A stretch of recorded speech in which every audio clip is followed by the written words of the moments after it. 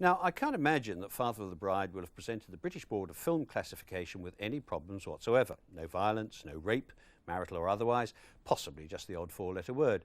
A straightforward PG certificate, in fact, meaning that with parental guidance, anyone may see it. It is, of course, the Board of Film Classification that distributes these certificates. U, denoting that the picture is suitable for everyone, PG, and then 12, 15 and 18, meaning that nobody under those ages may be admitted. The director of the board is James Ferman, and he came into the studio to explain the workings of his organisation. But before we see that interview, take a look at how the Catholic Church decided what the locals might or might not see in the film Cinema Paradiso.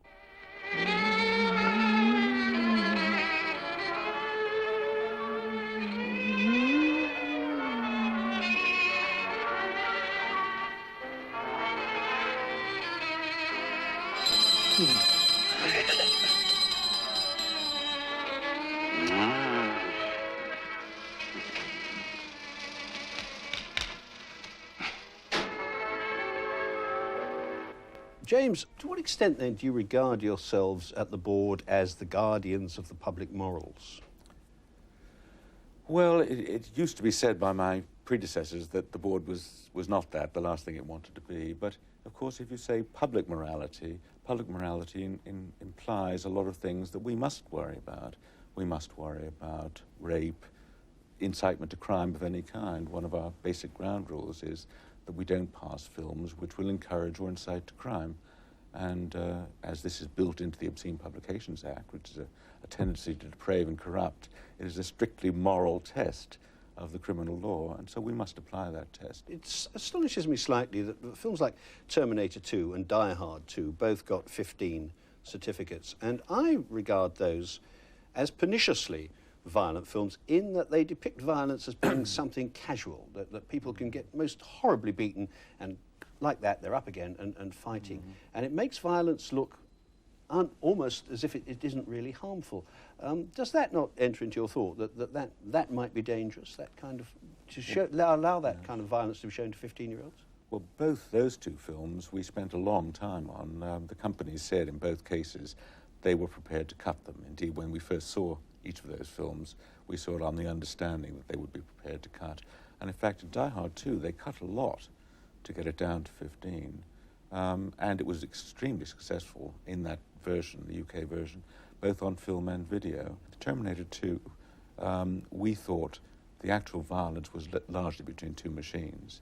And if the violence had been between real people, I think it would certainly been an 18.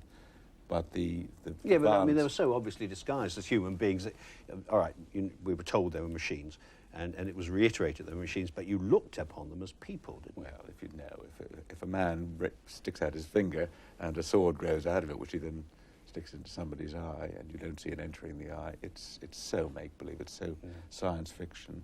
Horror often uses blood and gore to make its effects.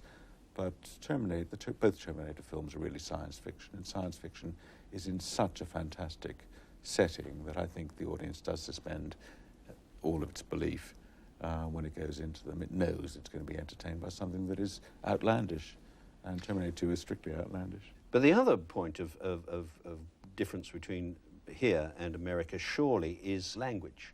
I mean, almost anything goes, and Eddie Murphy's films would be silent if you took out the four-letter words, practically. Now, that presumably creates quite a few problems for you, because the British seem to resent bad language almost more than violence, which I don't understand. Yes, I always have great difficulty at conferences on the continent explaining the British taboos about four-letter words, which they don't seem to share on the continent.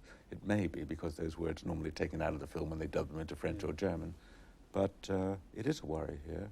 It's a worry in the junior categories, where some of the milder lavatorial swear words seem to come thick and fast in American comedy, sometimes comedy made for the whole family. And sexual expletives, the usual ones, come thick and fast in films that are 15 or 18.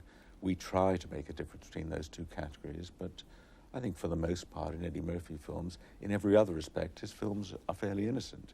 The Beverly Hills Cop films are nice, pleasant films, apart from the language. So they're 15, but some people find them offensive. Where do you stand on this argument about the effect that violence witnessed in the cinema might have upon the audience, that violence breeds violence. And I suppose, I mean, the great classic case of this was the Hungerford killings, and the popular press, the tabloids, are saying, oh, it's all down to Rambo. Now, what are your feelings on that? Well, I think that accusation about Rambo was totally misguided.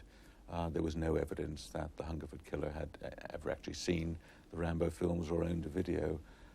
It's possible always to make links, and there may be connections, but the connection is rarely cause and effect, and it's almost impossible to prove cause and effect.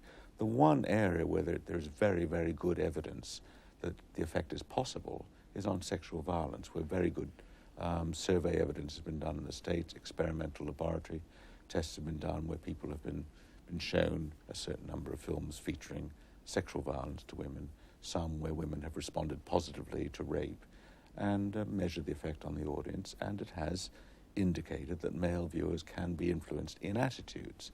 I think there are some people walking around like loaded guns who can be tipped one way or the other by a media experience. Yeah. You can't gear entertainment to people like that. I don't Otherwise, think so. you never, you know, I mean, Shakespeare would never have written Hamlet with all those deaths in the last act.